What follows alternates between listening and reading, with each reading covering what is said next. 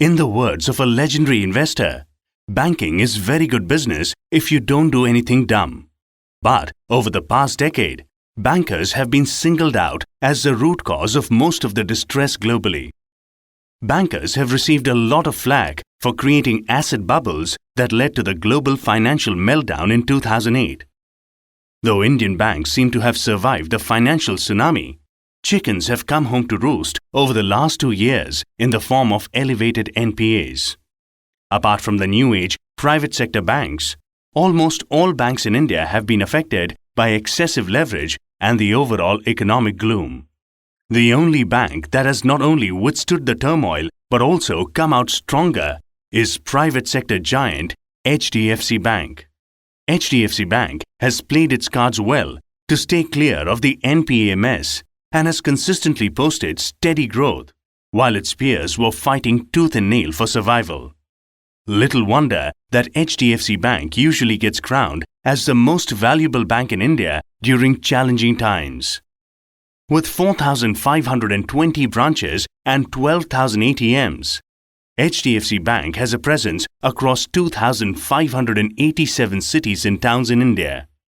HDFC Bank's large retail deposit franchise offers it a stable and low-cost funding, besides giving it an opportunity to cross-sell financial products.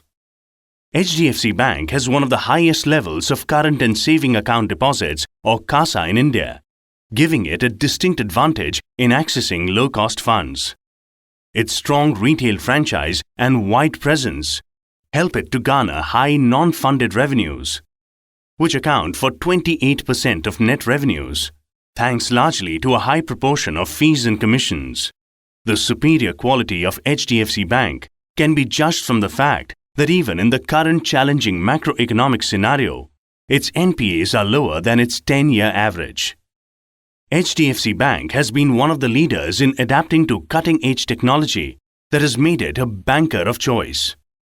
HDFC Bank is the leader in cash management systems and a leading provider of electronic banking services for supply chain management and payment gateway services. It has a well-balanced loan mix between wholesale and retail accounts and is well-positioned to grow both the critical segments.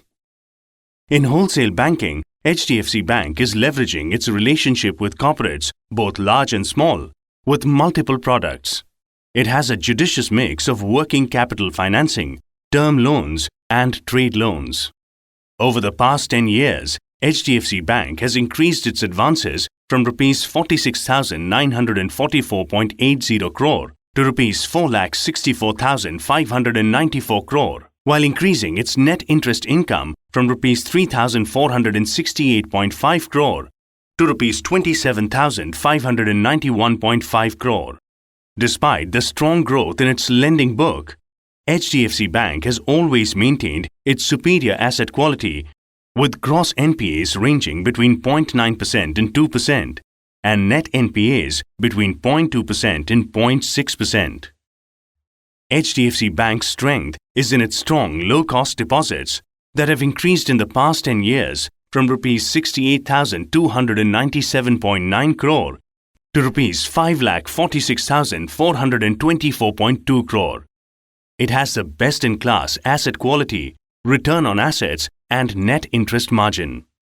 On account of its consistently superior performance in challenging times, we continue to like HDFC Bank and expect its earnings to grow at a compounded annual growth rate of 22.2% between FY 2016 and FY 2018.